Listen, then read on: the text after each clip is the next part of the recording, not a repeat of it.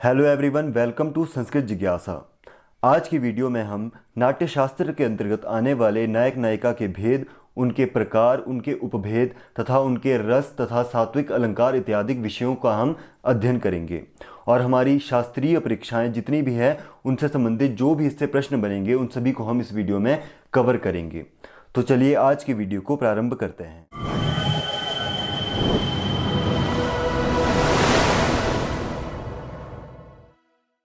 किसी भी नाटक का संबंध अभिनय से होता है।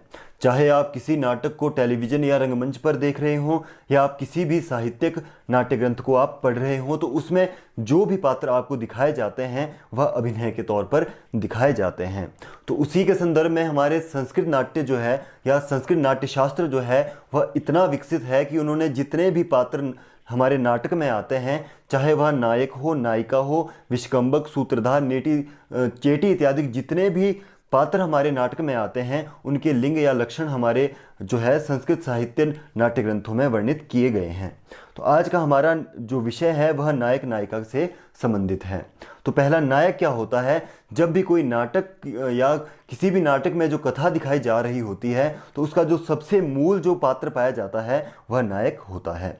यानी कि आपकी जो भी नाटक का कथानक होगा उसमें जो भी कथा होगी वह शुरू से लेकर एंड तक जो है नाटक के इर्द गिर्द घूमेगी और उसमें जितने भी पात्र पाए जाएंगे वह सब नायक के लिए या नायक के विरुद्ध कार्य कर रहे होंगे। तो चलिए देखते हैं नायक का लक्षण क्या है। त्यागी कृति कुलीन सुश्रीको रूप यौवनोत्साही दक्षोनुरक्त लोकस तेजो वै दग्धशीलवान नेता। इसमें आया है त्यागी कृति। त्यागी कृति से अर्थ है जो महान कार्यों को करने वाला होता है। कुलीन से अर्थ है यहाँ पर जो अच्छे वंश में या राजवंश में जो पैदा हुआ होता है। सुश्री को यानी कि जो बुद्धिमान हो। रूप यौवनोत्साही से यहाँ पर अर्थ है जो सुंदरतापूर्ण हो या यौवन से परिपूर्ण हो। अगला आता है दक्ष। दक्ष से अर्थ है जो किसी भी कार्य को करने में कुशल हो। अनुरक्त लोकस से यहाँ पे अर्थ है जो जनता में प्रिय हो या लोगों को जो पसंद आए या जनता जिसे प्रेम करती हो। इससे आगे आता है वैदग्ध्य।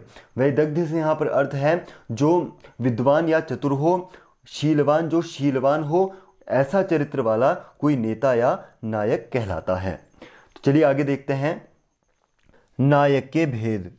तो हमारे नाट्य शास्त्र में या नाट्य ग्रंथ में नायक के 4 प्रकार के भेद या उनकी 4 प्रकार की कोटियां वर्णित की गई हैं।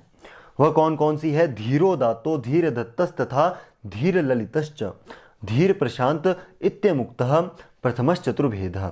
यानी कि धीरोदात्त, धीरोधत्त, धीर ललित और धीर प्रशांत, यह 4 प्रकार की नायक की कोटियाँ या उनके भेद माने जाते हैं। तो इसमें पहले नंबर पे आता है धीरोदात्त। इसका स्वरूप क्या होता है या इसका चरित्रण कैसा होता है, अब हम चलिए इसका अध्ययन करेंगे। तो इसका लक्षण आता है अविकथनः क्षमावान नति गंभीरो महासत्वः स्थेया निगूढ़ मानो धीरोदात्तो दृढ़व्रतः कथितः। यानी कि अविकथनः से यहाँ पर अर्थ है जो आत्म प्रशंसा से रहित होता है। क्षमावान यानी कि जो दूसरों को क्षमा प्रदान करने वाला होता है। अति गंभीर यानी कि जो गंभीर स्वभाव वाला। महासत्व यानी कि जो सुख दुख में समान रहने वाला। स्थेयान यानी कि जो सात्विक या स्थिर प्रकृति वाला होता है। निगूढ़ मान यानी कि जो आत्म या स्वाभिमानी होता है। दृढ़ व्रत यानी कि जो सत्यप्रिय होता है। ऐसा जो नायक होता है वह धीरोदात्त कोटि का नायक होता है। उदाहरण के तौर पे जैसे कालिदास कृत अभिज्ञान शाकुंतलम है, उसका नायक दुष्यंत है, या उत्तररामचरितम भभूति की जो रचनाएं हैं उत्तररामचरितम या महावीर चरितम, उसमें श्री रामचंद्र जी। और भारवी कृत जो एक नाटक आता है किरातार्जुनीयम, उसके नायक है श्री कृष्ण जी, या नैषधेय चरितम में नल इत्यादि जितने भी ये नायक है वह धीरोदात्त कोटि के नायक की श्रेणी में आते हैं। इसके अतिरिक्त जो राजा हरिश्चंद्र जी हैं या राजा युधिष्ठिर या शिवाजी जो एक नायक आते हैं वह धीरोदात्त कोटि के नायक की श्रेणी में आते हैं। तो चलिए अगला देखते हैं। अगला आता है धीरोदत्त।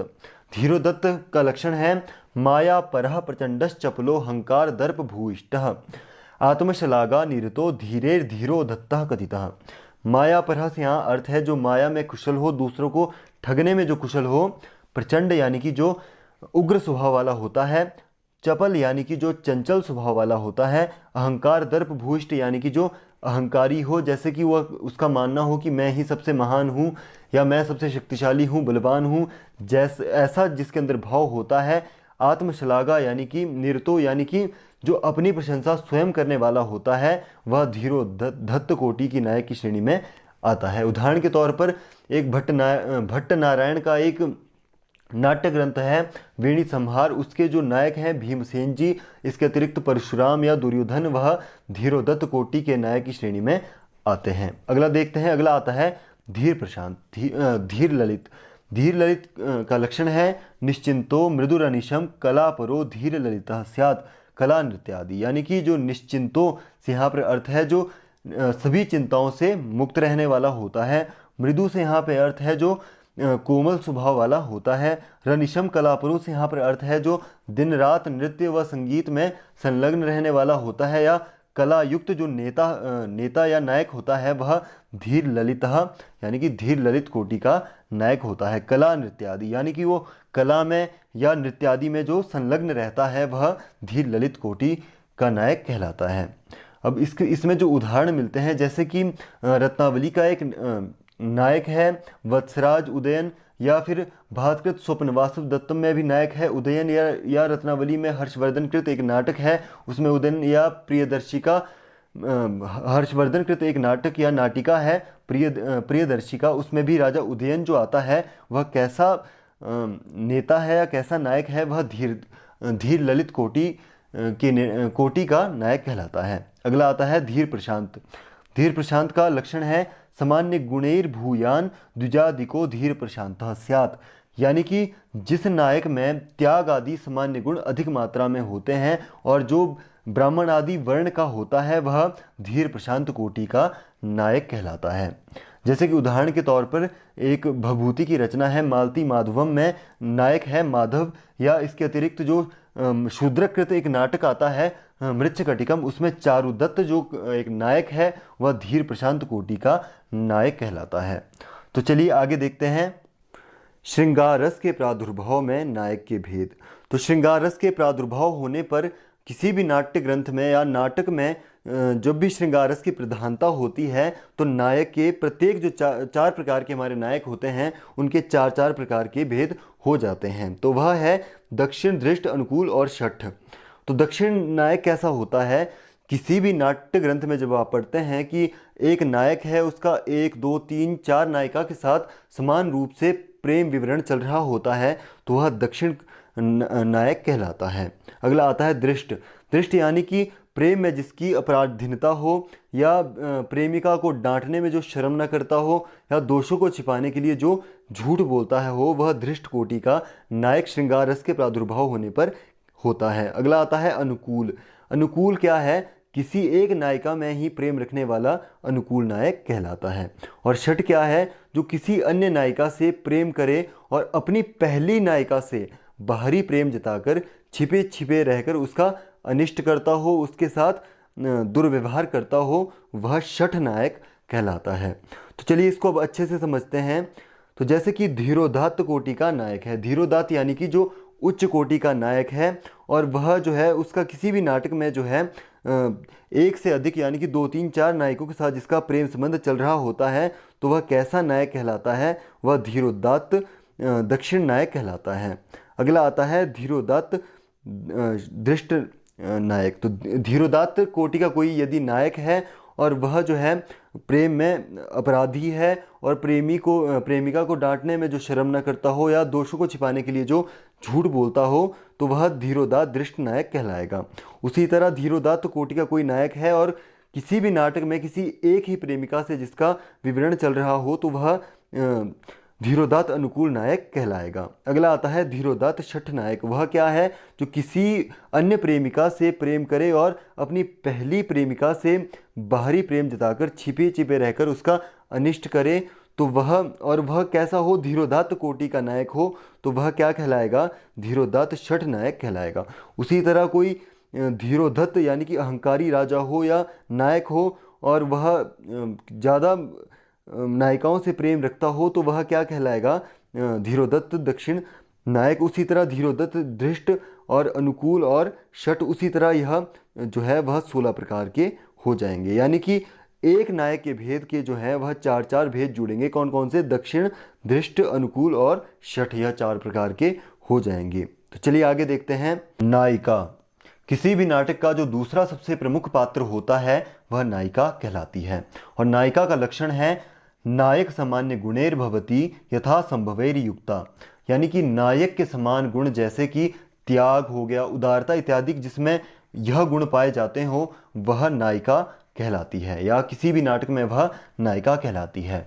और नायिका कितने प्रकार की होती है? अथ नायिका त्रिभेदा स्वान्या साधारण स्त्री थी, यानी कि जो नायिका है वह 3 प्रकार की होती है। कौन कौन सी? स्वीया, जिसे हम स्व या स्वकीय नायिका भी कहते हैं। दूसरा आता है अन्य, जिसे हम परिकीय नायिका भी कहते हैं। और तीसरा साधारणा, यानी कि साधारण स्त्री नायिका भी जिसे हम कहते हैं। तो इसमें पहला आता है स्वकीय नायिका। स्वकीय नायिका क्या है? विनयार्जवाद युक्ता गृह कार्य परा पतिव्रता स्वीय, यानी कि जो विनयार्जवाद युक्ता से यहाँ पर अर्थ है जो विनम्र है, सरलता जिसमें झलकती हो, या सदाचारी हो। और गृह कार्य परा, यानी कि जो गृहस्थ के कार्यों में तत्परता जिसमें होती हो। और पतिव्रता, यानी कि जो पति के सदा अनुकूल रहती हो, वह स्वीय या स्वकीय नायिका कहलाती है। और इसके भेद के विषय में यदि चर्चा करें तो सोपि कथिता त्रिभेदा मुग्धा मध्या प्रगल्भेति, यानी कि यह 3 प्रकार की होती है, मुग्धा, मध्या और प्रगल्भा। तो चलिए इसमें पहला आता है मुग्धा स्वकीय। तो मुग्धा क्या है?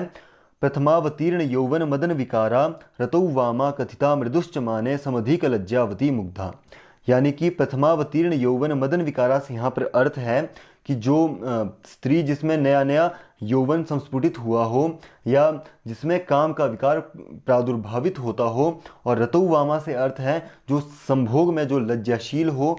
और माने मृदुश्च यहाँ पर अर्थ है कि प्रणय कोप में जो कोमल हो। और समधिक लज्जावती से अर्थ है कि जो लज्जा से युक्त है वह कैसी नायिका है, वह मुग्धा स्वकीय नायिका कहलाती है।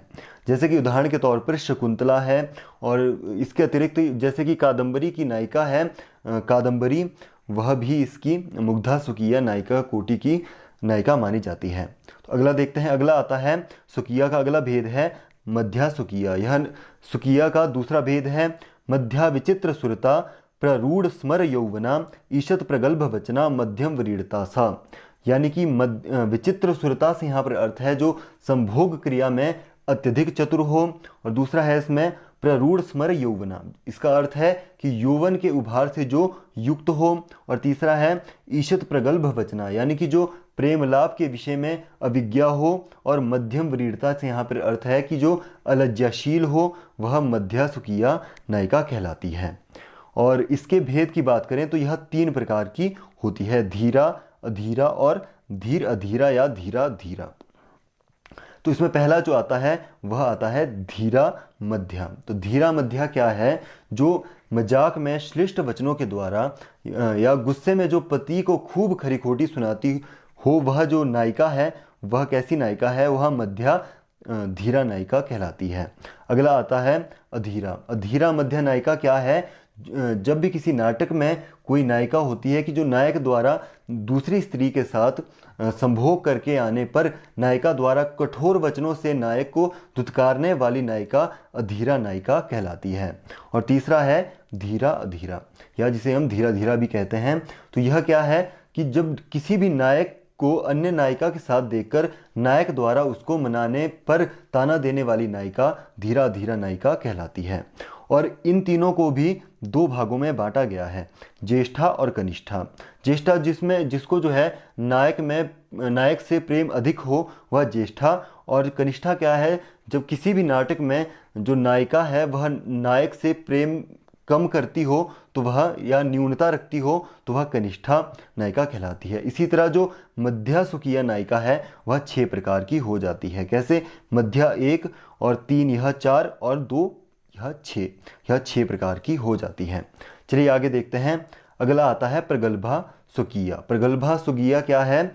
स्मरांधा गाढ़तारुण्या समस्त रत कोविदा भावन्नता दरव्रीड़ा प्रगल्भा क्रांता नायिका, यानी कि स्मरांधा से यहाँ पर अर्थ है कि जो काम के मद में जो अंधी हो। और गाढ़तारुण्या से यहाँ पर अर्थ है जो यौवन से परिपूर्ण हो। और समस्त कोविदा, यानी कि जो सभी प्रकार के प्रेम को जानने वाली हो। भावोन्नता से यहाँ पर अर्थ है जिसमें जिसको जो है हाव भाव जिसके विकसित हो चुके हों। और दर्पक्रीड़ा से यहाँ पर अर्थ है जो रति क्रीड़ा में थोड़ी सी लाशरम रखती हो। और आक्रांत नायिका यानी कि जो प्रेम प्रसंग में जो नायक से अधिक हो वह प्रगल्भा स्वकीय नायिका कहलाती है। और इसके भी जो है 3 प्रकार के भेद होते हैं, धीरा, अधीरा और धीरा अधीरा या धीरा धीरा। तो धीरा प्रगल्भा नायिका क्या है? तो धीरा प्रगल्भा नायिका है जो गुस्सेवान होकर बनावटी हंसी से गुस्से को छुपाने वाली होती है और बनावटी प्रेम को जो प्रदर्शित करने वाली होती है वह धीरा प्रगल्भा नायिका कहलाती है। अगला आता है अधीरा प्रगल्भा। वह कैसी नायिका होती है? जो नायक को खूब डांटने, फटकारने और मारने वाली जो नायिका होती है वह प्रगल्भा अधीरा नायिका कहलाती है। और तीसरा आती है धीरा अधीरा प्रगल्भा। यह कैसी नायिका है? जो नायक को अपने तानों व झिड़कों के द्वारा उसको दुखी करती है या उसको बहुत आक्रोशित करती है, वह धीरा अधीरा प्रगल्भा नायिका कहलाती है। और इनको भी जो है 2 प्रकार में बांटा गया है। कौन कौन सा? ज्येष्ठा यानी कि जिसको जो है नायक में अधिक रुचि हो, उससे प्रेम हो, अधिकता हो। और कनिष्ठा यानी कि जिसको नायक में प्रेम में जो है न्यूनता हो, वह कनिष्ठा प्रगल्भा नायिका या इन तीनों का भेद आ जाता है। इसी तरह यह नायिका भी जो है प्रगल्भा स्वकीय नायिका के भेद जो है 6 प्रकार की हो जाती है। पहला आता है प्रगल्भा और धीरा अधीरा और धीरा धीरा 4 और ज्येष्ठा और कनिष्ठा यह 6 प्रकार की हो जाती है। इसी तरह अभी तक जो हमने स्वकीय नायिका के 13 भेदों को हमने पढ़ा। अगर परीक्षाओं में आपसे पूछा जाए कि स्वकीय नायिका के कितने भेद होते हैं, तो स्वकीय नायिका के भेद प्रभेद को मिलाकर 13 प्रकार की हो जाती है। या प्रगल्भा स्वकीय नायिका के भेद 6 हैं। उसी तरह मध्या स्वकीय जो है वह भी 6 प्रकार की होती है। और यदि मुग्धा की बात करें तो यह 1 प्रकार की ही होती है। तो चलिए आगे देखते हैं। अगला आता है परकीया, जिसे हम अन्य नायिका भी कहते हैं। तो परकीया क्या है? जो किसी भी नाटक में दूसरों की स्त्री होती है या नायिका होती है वह क्या कहलाती है? वह परकीया नायिका कहलाती है। और यह 2 प्रकार की होती है, परकीया द्विधा प्रोक्ता, प्रौढ़ा कन्यका तथा। यानी कि यह 2 प्रकार की है। प्रौढ़ा यानी कि जिसे हम विवाहिता परकीया नायिका कहते हैं, और दूसरी कन्यका या कन्या परकीया नायिका भी जिसे हम कहते हैं। तो इसमें पहला आता है प्रौढ़ा परकीया। तो प्रौढ़ा क्या है? यात्रादि निरतान्योढ़ा कुलटा गलित्रपा। यानी कि जो किसी भी नाटक में घूमने फिरने में जो शर्म ना करती हो या दूसरों से बातचीत करने में जो शर्माती ना हो और दूसरों से जो प्रेम प्रसंग इत्यादि रखती हो, वह प्रौढ़ा परकीया नायिका कहलाती है। और अगला आता है कन्यका। कन्यका क्या है? कन्या तो जातोपयमा सलज्जा नव यौवना। यानी कि जो किसी नाटक में अविवाहित हो, सलज्जा यानी कि जिसमें लज्जा हो, नव यौवना यानी कि जिसमें नवीन यौवन का संचरण हुआ हो, और अविवाहित हो, वह कैसी नायिका कहलाती है? वह कन्यका या कन्या परकीया नायिका कहलाती है। तो चलिए अगला देखते हैं। अगला आता है साधारण स्त्री। साधारण स्त्री का क्या है? धीरा कला प्रगल्भा स्याद वैश्वा सामान्य नायिका। यानी कि जो भी किसी भी नाटक में कोई ऐसी हो, धीरा यानी कि धैर्यवान हो, और कला प्रगल्भा यानी कि संगीत नृत्यादि कला में जो निपुण हो, और सामान्य नायिका यानी कि वो साधारण नायिका या सामान्य नायिका या वैश्या नायिका भी वह कहलाती है। तो इसी तरह जो नायिका के हैं वह 16 प्रकार के भेद हो जाते हैं। जैसे कि स्वकीय है वह 3 प्रकार की है। पहला उसमें आता है मुग्धा, वह 1 प्रकार की। और जो मध्या स्वकीय है वह 6 प्रकार की है। और जो तीसरा आता है प्रगल्भा, प्रगल्भा स्वकीय नायिका है वह भी 6 प्रकार की हो जाती है। और यह जो है मिलकर 13 प्रकार की हो जाती है। और जो दूसरा आता है परकीया, वह 2 प्रकार की, कन्यका तथा प्रौढ़ा यह 2 प्रकार की 15, और साधारण स्त्री यह टोटल 16 प्रकार की नायिका हो जाती है। तो यह भी परीक्षाओं में आपसे पूछा जा सकता है कि नायिका के भेद प्रभेद को मिलाकर नायिका कितने प्रकार की हो जाती है? तो वह नायिका जो है वह 16 प्रकार की हो जाती है। तो चलिए आगे देखते हैं। अवस्था भेद से नायिका के भेद, यानी कि रंगमंच पर अवस्था के अनुसार जो है नायिका के कुछ अन्य भेद भी जुड़ते हैं। तो यह भी आपसे परीक्षाओं में पूछा जा सकता है कि अवस्था भेद से नायिका के कितने भेद होते हैं। तो ऐसे नायिका के 8 प्रकार के भेद हो जाते हैं। कौन कौन से? इसमें सबसे पहला आता है स्वाधीन भर्तृका, यानी कि जो नायक या प्रेमी के प्रति अनेक प्रकार की चेष्टाएं करती हो, वह स्वाधीन भर्तृका नायिका। और खंडिता क्या है? जो नायक को परस्त्री के संबंध होने पर जो ईर्ष्या रखती हो, वह खंडिता। तीसरा आता है अभिसारिका, यानी कि नायक के साथ रमणीय की इच्छा, जो सभी जगह पर जाने की इच्छा रखती हो, वह क्या कहलाती है? वह अभिसारिका। और चौथी आती है कलहांतरिका, यानी कि जो नायक से प्रार्थना आदि करने पर जो गुस्से को दूर करती हो, वह कहलाती है कलहांतिका। और विप्रलब्धा, यानी कि जो प्रियतम के आ जाने पर भी उसके पास नहीं जाती, वह विप्रलब्धा। और प्रोषित भर्तृका, यानी कि जो नायक या प्रेमी के विदेश या दूर जाने पर व्यथित होती हो। और वासक सज्जा, यानी कि जो प्रेमी के लिए साज सज्जा करने पर उसकी प्रतीक्षा करती हो। और 8वीं जो आती है वह विरहोत्कंठिता, यानी कि जिसका प्रियतम मिलने के लिए उत्सुक हो परंतु भाग्यवश वह ना मिल पाते हो, वह क्या कहलाते हैं? वह विरहोत्कंठिता नायिका कहलाती है। इस तरह जो है नायिका के अवस्था के अनुसार 8 अन्य भेद भी होते हैं। और यदि परीक्षाओं में पूछा जाता है कि नायिका के सामान्य भेद हैं, तो वह 3 हैं, और भेद प्रभेद मिलाकर नायिका 16 प्रकार की हो जाती है। और यदि पूछा जाए अवस्था के अनुसार नायिका के भेद, तो अवस्था के अनुसार नायिका जो है वह 8 प्रकार की होती है। और यदि पूछा जाए परीक्षाओं में कि स्वकीय नायिका के भेद हैं, तो स्वकीय नायिका के टोटल जो भेद आते हैं वह 13 प्रकार की होती है। और वैसे इनके 3 प्रकार के भेद होते हैं, मुग्धा, मध्या और प्रगल्भा। तो चलिए अगला देखते हैं। आगे आता है नायिकाओं के सात्विक अलंकार। तो नायिकाओं के जो है कुछ सात्विक अलंकार भी हमारे नाट्य शास्त्रों में वर्णित किए गए हैं, वह 28 प्रकार के होते हैं। तो यह भी आपसे परीक्षाओं में एक मोस्ट इंपॉर्टेंट प्रश्न आपका बनता है। कौन कौन से हैं? भाव, हाव, हेला, शोभा, कांति, दीप्ति, माधुर्य, प्रगल्भता, औदार्य, धैर्य, लीला, विलास, विच्छित्ति, विबोधक, और किल किंचित, मोटावित, कुटमित, भीम, और ललित, मद, विहृत, तपन, मौग्य, और विक्षेप, कुतूहल, हसित, चकित और केली। इन्हें यह 28 प्रकार के जो है सात्विक अलंकार, जिन्हें हम युवती का अलंकार भी नाट्यशास्त्र में जिन्हें कहा जाता है। तो धन्यवाद। आज की वीडियो में इतना ही। और यदि आपको हमारी वीडियो जो है परीक्षा की दृष्टि से महत्वपूर्ण लगी हो, इम्पॉर्टेंट लगी हो, तो आप वीडियो के साथ या हमारे चैनल के साथ इसी तरह जुड़े रहें। धन्यवाद।